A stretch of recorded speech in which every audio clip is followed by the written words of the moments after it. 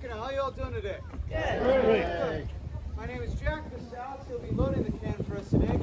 This is our cannon firing demonstration here at Fort Mackinac. Now, before we get started with loading and firing this cannon, I figured it'd be a good idea.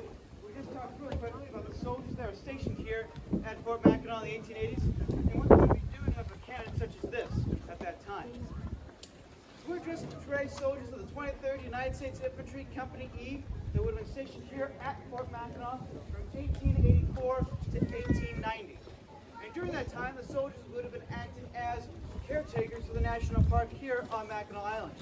Starting in 1875, Fort Mackinac was actually the headquarters of the second national park of the United States until 1895. But the soldiers would still be expected to maintain their regular soldierly duties, and that would include firing off a cannon, such as this, important salute shots. So they're not putting any cannonballs down the barrel and trying to sink any of the steamers or boats coming into the island on a regular basis.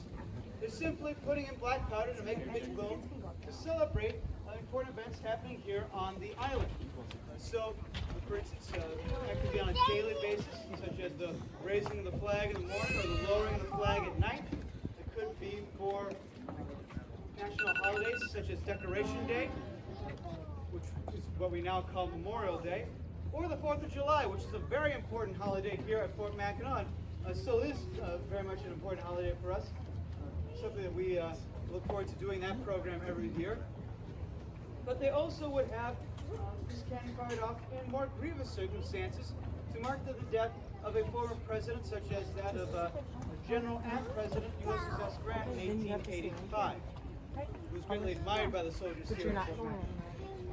Or in more celebratory circumstances for tourists who come to Fort Mackinac on a regular basis. Fort Mackinac was a hub of tourism back in the 1880s and 90s, and it would be very normal for civilians to be brought into the fort to watch the regular doings of the garrison here. But the cannon they would have been using for these salute shots is the very same sort of cannon we have with us here today. This model 1841 6-pound smoothbore field gun. And that's kind of a long and technical name. And the soldiers would have called this cannon more as their 6-pounder.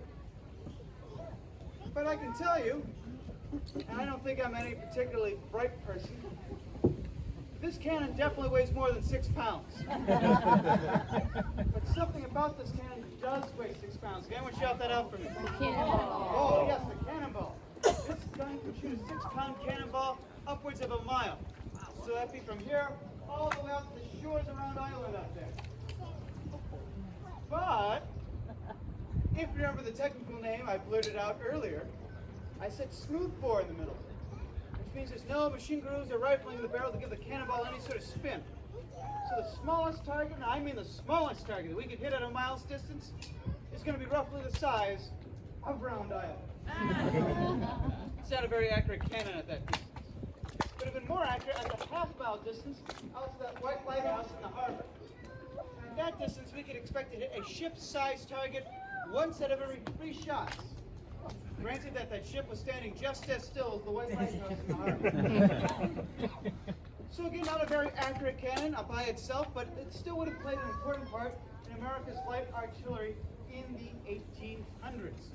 Starting in the 1840s, you're starting to see the very early ages of the Industrial Revolution, and so there's a lot more technology being brought into the battlefield. So you can't just leave your artillery pieces in one static location on the battlefield. You have to be able to move them around. And at 900 pounds, this cannon is considered a light artillery piece. It would have been wheeled around the battlefield by a team of horses. And it would have seen a lot of action during the Mexican-American War of 1846 to 1848, as well as the American Civil War, particularly on the Confederate side. The Union would have had much more advanced artillery pieces. But by the 1880s, this cannon is completely outdated. It would not have been, the United States Army would have had breech-loading, rifled artillery, much more like our modern artillery that can put shells up to more than 5 miles away. They have no need for a cannon such as this. Which is why a cannon like this, an old Civil War surplus cannon that probably been recaptured from some Confederate garrison, would be brought here to Fort Mackinac to serve in a ceremonial role here on Fort Mackinac. And with all that in mind, and on this quite lovely, pleasant July day, I thought it'd be a good idea if we fired this cannon off in your honor. Does that sound like a good idea? Yeah. You seem kind of weak. Whoa! Fire! Alright, the first step for me is going to be to place my thumb or the vent or touch hole of the cannon. That will prevent oxygen from getting into the barrel of the gun. Alex here takes the first camera all the way down the barrel of the gun, subtracting material from our most previous shot. Now, if he finds anything, it's going to be historically inaccurate aluminum foil. We use aluminum foil today rather than historically accurate muslin cloth, because muslin cloth has a tendency of catching on fire, and we don't want to send any flaming debris down to the heads of some poor romantic couple down in Marquette Park, or worse yet, set a lilac bush on fire.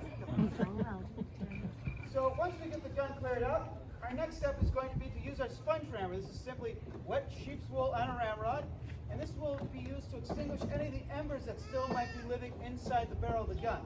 That way when we send our charge down, it doesn't accidentally go up and send power Alex over the wall here.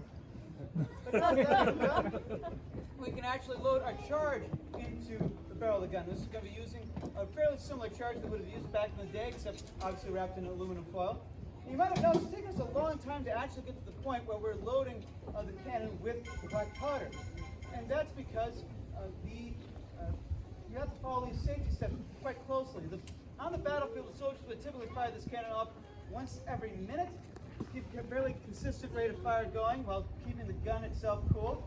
But they could increase that rate to 2 or 3 times a minute, but you're going to start having to skip a lot of those safety steps like augering and sponging, and that could lead to a dangerous explosion happening in this cannon that could not only harm the cannon, but the cannon crew. But we don't have to worry about any of that today since we're in no big rush. So now we can just roll this cannon up into its firing position. To the front, march. So now that the cannon's in its firing position, we can prime the pieces. It's a simple 2-part step. Alex is going to take this brass spike known as a gimlet and set it down the vent of the cannon. This will pierce the charge, exposing some of that black powder, so that when we send a flame down into the barrel of the gun, it'll connect the charge and send it out. I'll get all the questions at the end of the thing. The next part will be to insert our ignition device. This is the same sort of ignition device that we used back in the 1880s. It's known as a friction primer. It essentially works like a tiny grenade. You have a tube and a pin. And where the tube and pin meet is a chemical known as fulminate of mercury. When that pin is pulled, the friction of that pin being pulled causes the fulminate of mercury to spark, igniting the fine gunpowder in the tube, shooting a jet of flame down into the barrel of the gun, and igniting our charge. At this point, we're just about ready to fire this gun, so I'd like to remind you all that this is indeed a cannon. It may be rather loud, so I'd suggest that either you cover your ears or pull out your cameras, depending on what your primary motivations are in life. And with that, there are only 2 commands left to give. They are ready, hug!